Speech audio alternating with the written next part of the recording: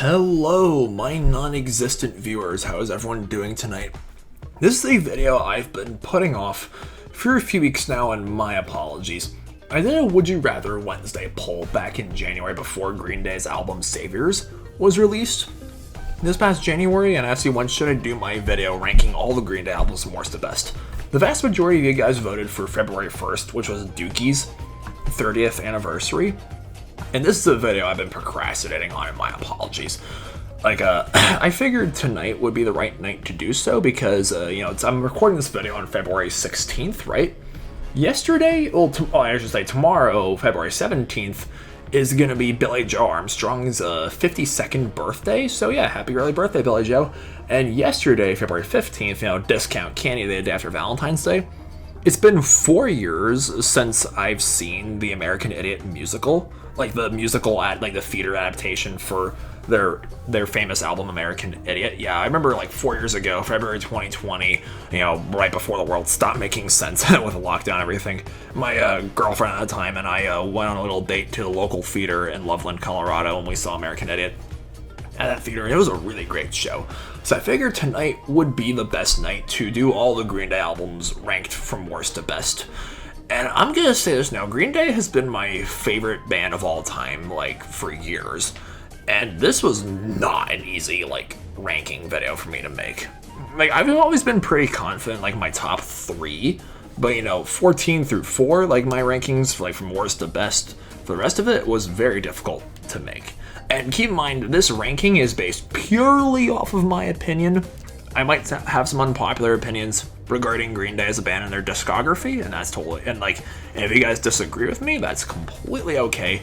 If you guys wish to do your own ranking videos in the comments down below, or say what's your favorite Green Day album, your worst Green Day album, your top 5, your top 3, or your top 3 worst, or whatever it is, let me know in the comments down below. Because in my opinion, at least, the worst Green Day albums, the worst Green Day songs, there are no bad Green Day albums or bad Green Day songs, just some that I like are just, the worst ones in my opinion are just nah, at the worst. Case in point, number 14, my pick for the worst Green Day album is Dose. This is, again, the reason why I put Dose at the bottom is it's just the one that in my opinion at least has the least amount of songs I remember off the top of my head. The only ones I remember off the top of my head are Amy, Ashley, and Fuck Time. And Fuck Time is a song I kind of remember for the wrong reasons. That is, in my opinion, the worst Green Day song. I know it's not exactly a hot take. It's I know people really like to, trash that song. But in my opinion, Fuck Time is The Room of Green Day songs. You guys know the Tommy Wiseau movie, The Room. You're tearing me apart, Lisa. That's what that song is to me. It's just funny, how bad it is. It's so bad, it's good. I listened to it, I remember listening to it while door dashing last year, and laughing my ass off in my car because of the lyrics. What, Billie Joe, my man, what were you thinking with a song called Fuck Time? But yeah, Ashley's pretty good, and Amy is that song is really pretty. It's very underrated, and I think you guys should check it out if you haven't already. And number 13, the second worst Green Day album is Trey. Again, it's just Dose. This is just the album that, I just remember the least. I remember, X-Kid, The Forgotten. Actually, let me double check Spotify. I remember that The Forgotten was actually written for one of the Twilight movies. Man, Twilight franchise, this is one of those, movies that just, that film franchise that just had, a great soundtrack despite being such a notoriously, bad franchise. That people just, it's funny how much of a joke, how fast Twilight became as a joke so quickly. And Green Day should be writing songs for Spielberg, not Twilight. But yeah, Trey, it's I remember X-Kid, Amanda, Dirty Rotten Bastards, and Walk Away. Yeah, I think the issue with the Uno Dos Trey trilogy, people will regard that or Father of All as the worst Green Day albums. I think the main issue that I've heard from other Green Day fans that I can't really disagree with is that the Uno Dos Trey trilogy in 2012, they were going for more quantity over songs versus quality. I'm glad to see that the band has kind of learned from mistakes. Which I know my 12th spot, my third worst Green Day album is Father of All Motherfuckers. This song, this album, people consider this the worst Green Day album of all time back in 2020, which I don't really, it's not again, I don't hate, I don't dislike any of the Green Day albums. This album, it feels the most experimental out of all the Green Day albums in the sense where it's sorry, my phone keeps going off. That like it has the most amount of songs that don't really sound like Green Day. Green Day tried like a different sound, which in my opinion at least is the album's biggest strength and also its biggest weakness. Like, you know, with Junkies on a High, when I play that song, I have to remind myself every time I play it that like, oh, this is a Green Day song, not an Arctic Monkeys song. My favorite song off this album is Graffitia, which that song, it's the last song on the Father of All album. It's a banger. Like, because I've seen Green Day live twice. I'm seeing them live again this August with Rancid, Smashing Pumpkins. Oh, I can't wait for that show. Yeah, my friend Casey and I, the second time I saw them live, we went to see them when they toured with Weezer and Fall Out Boy and the Interrupters. And that was their tour in 2021 because it was delayed from the pandemic. They didn't play a single song off this album. They played Pollyanna, which is like a standalone single. It's not part of any other albums.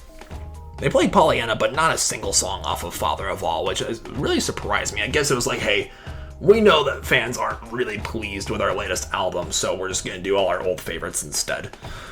I guess that's just my best, like, yes.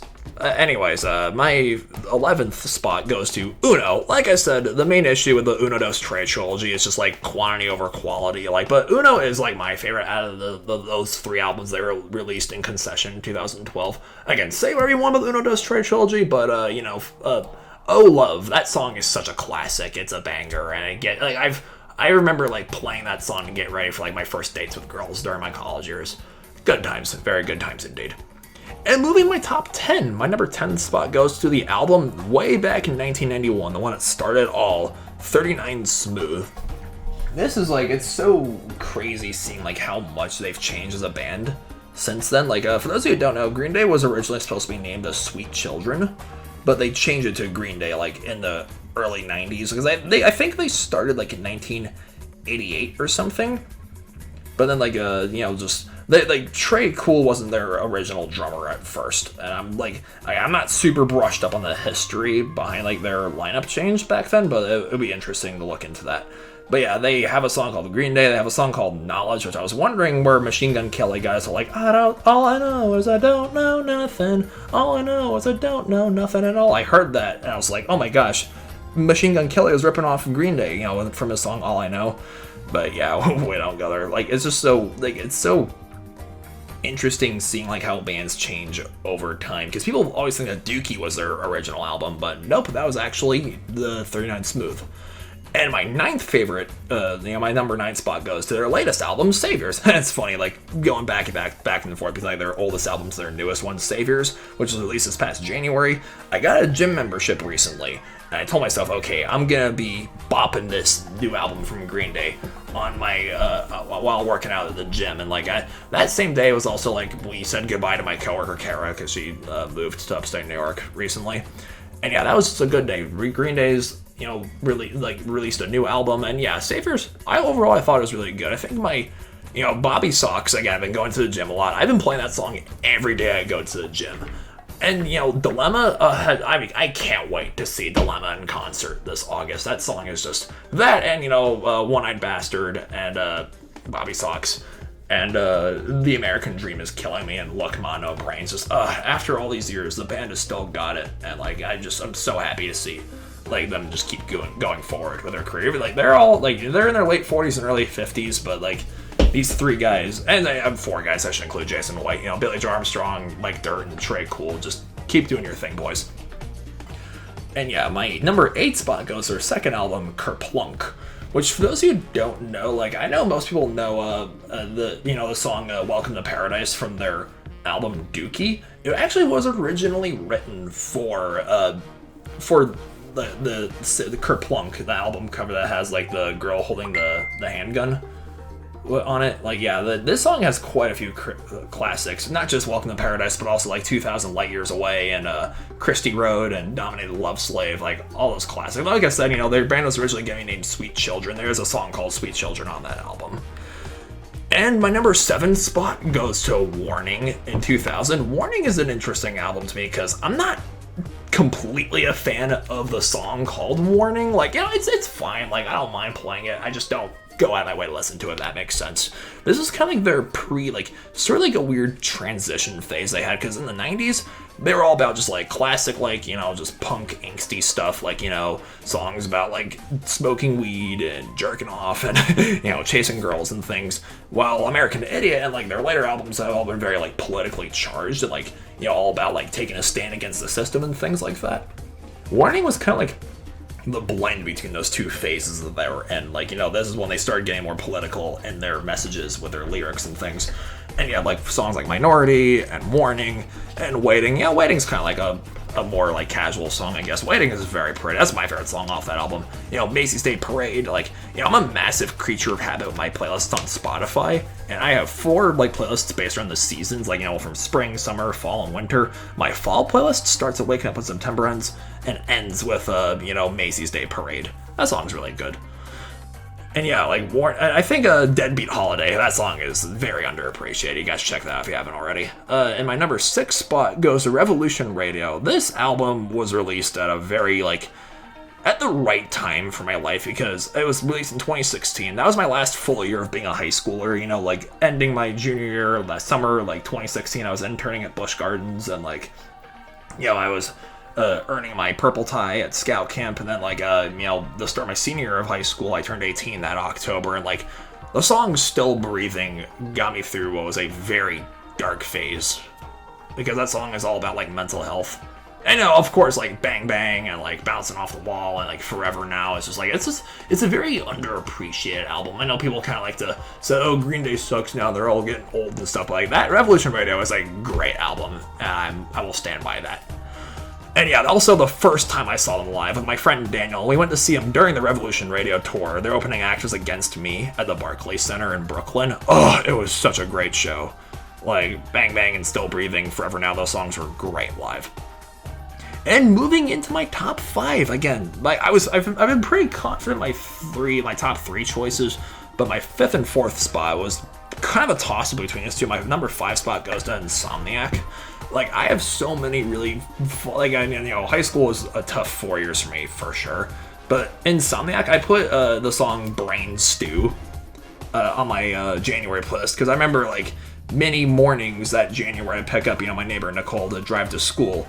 I would play Brain Stew, and she would just be like, oh, I love this song. Excuse me. And it's just I'm having trouble trying to sleep, I'm counting sheep but running out. And the song Jaded plays right after that. And just a lot of iconic songs like Armitage Shanks and Brat and Stuck With Me and Geek Stink Breath. That song's about meth. Meth is bad, kids, don't smoke it.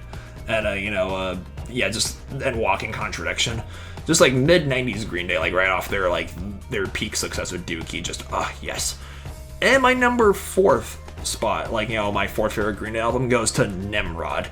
People mostly know this album from, the song Good Riddance, right? For those who don't know, Good Riddance is actually a breakup song.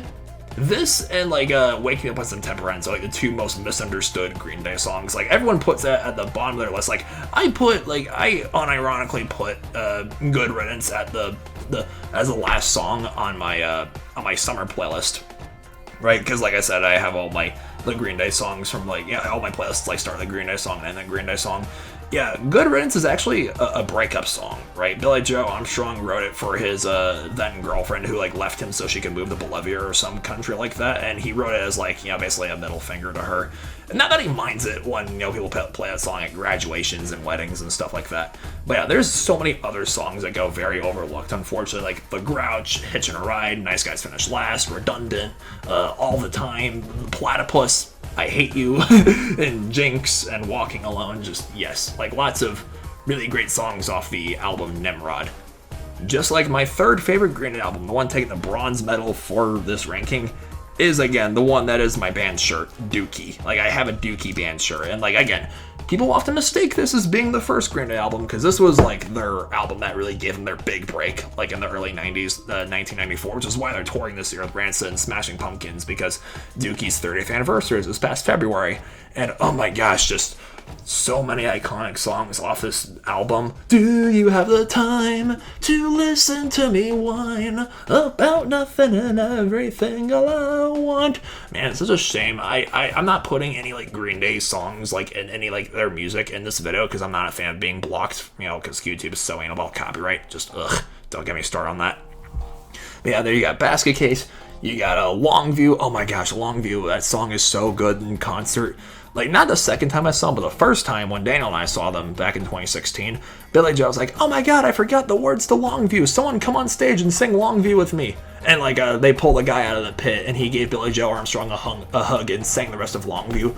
Oh, it was so good. Just like She was great, and, there's Animus Sleepus, and oh goodness, When I Come Around. I get excited when I talk about Green Day, as you guys can tell. Like, When I Come Around, Billie Joe has written quite a few songs about this girl named Amanda, not just good riddance, but also like When I Come Around, and even like some inspiration on the American Idiot album too, like this girl that he was with, even though he's married now and has kids. But yeah, there's also Burnout, there's Chump, there's Pulling Teeth, there's Coming Clean, and In the End. Before Linkin Park wrote a song called In the End, Green Day had a song called In the End too. And yeah, just this album, like it's like one of those albums where it's more than an album to me. It's like historical documentation in a weird sense. Because this album, like Dookie, made them sort of like the poster boys of like 90s punk rock.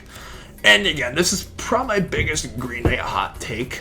I have 21st Century Breakdown as my second favorite Green Day album, purely out of nostalgia, because I was like a preteen when this album was dropped back in 2009. That was my last full year of elementary school, like, me going into 4th and 5th grade, and the album was released.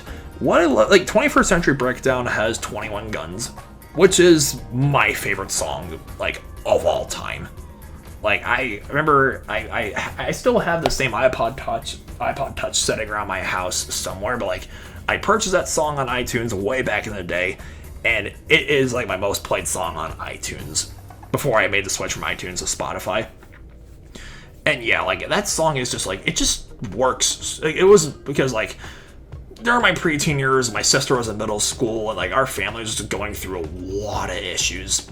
At the time, there were some dark secrets spilled me by my family back then that really put me in a dark place. And, I, like, that song also, I was bullied a lot, both at my regular school and at my Saturday school for Lithuanian, like, for the language I grew up speaking.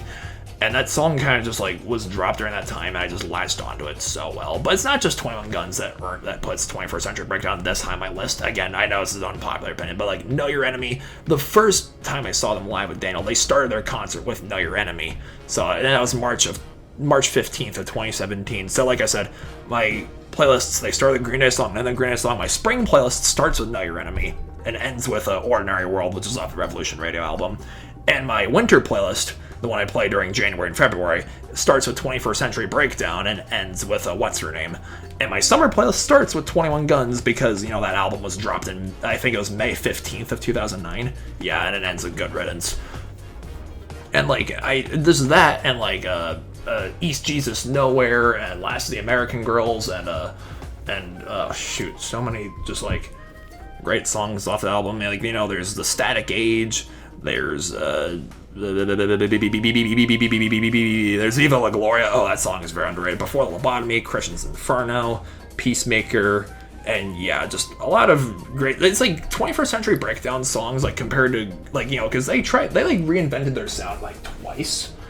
Like, and so many songs on 21st Century Breakdown go from, like, being super dreamy and melodic and slow paced, almost like you can fall asleep to this, or just, like, walk around staring at the stars, like, at night to this. Then it just goes, like, headbanging and rocking out the next. And I know this album doesn't really work for some people, but to me it really does. And to everyone's surprise, the gold medal, my favorite Green Day album, goes to American Idiot. Just, like, this should not surprise any of you. Like, this is my favorite album of all time. 13 songs: American Idiot, Jesus of Suburbia, Holiday, Boulevard Broken Dreams, Are We the Waiting, Saint Jimmy, Give Me Novocaine, She's a Rebel, Extraordinary Girl, Letter Bomb, Wake Me Up When September Ends, Homecoming, and What's Her Name. Just the story, the concept album about the Jesus of Suburbia leaving his home life in the suburbs to start a new one in the city, and he meets St. Jimmy and What's Her Name, the rage and love, the fist clenching the heart like a hand grenade, just like that. The anti-war, the themes about the post-American life in a post-9/11 world, and then, like, the censorship and, the war in Iraq, just so many just profound themes on this album that really shaped me into who I am today. I took this album, all of this, end of high school, start of college me, so, like, me back in 2017 and 2018 when I dyed my hair pink after leaving my old life in Millburn to start my new one in Colorado, for my freshman year of college. I dyed my hair pink that semester. It's just, like, that album, like, I still to this day kind of see myself as the Jesus of Suburbia, in a sense where it's like, hey, I've had my holiday, like, I've ditched, like, I had like a home life that I really just wanted to get away from, like, at the end of high school, like, I really just needed to get the hell away from, New Jersey and just go off to Colorado where my uncle is in Denver. And I remember telling my grandmother I'd visit her more when I got accepted to CSU, like that Christmas we visited her. She passed away like a month before I graduated high school, unfortunately. I remember making a video about that back in 2017. And yeah, I just saw that, like, just so many things. Like, I latched onto this album so much because, like, hey, because Jesus of Suburbia is leaving his old life to start a new one in the city, just like how I did, leaving New Jersey for Colorado. But, which is ironic because I ended up moving back to, New Jersey this past August. But, I've talked about it in other videos. And it's like, I think everyone is either their own Jesus of Suburbia or St. Jimmy or their own What's Her Name to an extent. What's Her Name is a girl he dates briefly. That's what the song Extraordinary Girl and She's a Rebel and Letter Bomb are about. And, of course, the last song on the album, What's Her Name. And, like, just... Like, I've had a holiday. I remember just, like, Ram Welcome Weekend, my freshman year at CSU. Like, I was just so happy that weekend, because Billie Joe Armstrong says, think of, like, holiday as the wild, crazy party, and think of Boulevard Broken Dreams as, like, the hangover. And Boulevard Broken Dreams is, like, he's sad, he's depressed, he's lonely, he feels alienated. Boulevard Broken Dreams and 21 Guns are, like, the two songs. Before I was really a Green Day fan, those were, like, the two songs from Green Day that I latched onto when I was a kid, and they're arguably the two most emo songs from that band, which is funny. And yeah, like, the whole album's, like, themes about, like, just, like, censorship and misinformation and taking a stand against, like, corruption from big business politicians. Like, one of my favorite memories from my junior year of high school, I took a cultural history class, right? And, like, we did a whole music unit where we listened to different, like American popular music throughout the decades, right? We went to the 20s, to the 30s, the 40s, 50s, 60s, 70s, 80s, and 90s. And, like, my teacher, he really emphasized how, like, artists tend to write music that reflects social issues. Like, during the 60s, we had, like, Creedence Clearwater Revival singing about the Vietnam War with Fortunate Son. Or, like, in the 80s, when hip-hop first became a thing, we have Grandmaster Flash and Furious 5 writing about, like, police brutality and drug abuse and issues going on in inner cities. And our last day of that class, he asked us for suggestions. Like, what song should I play now as we close out this semester?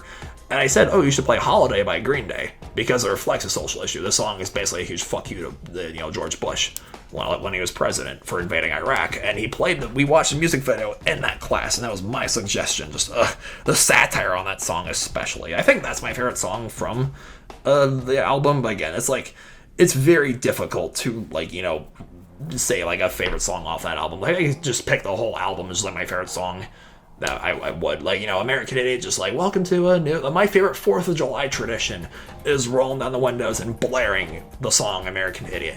And Jesus of Suburbia, like, that 5 movements, right?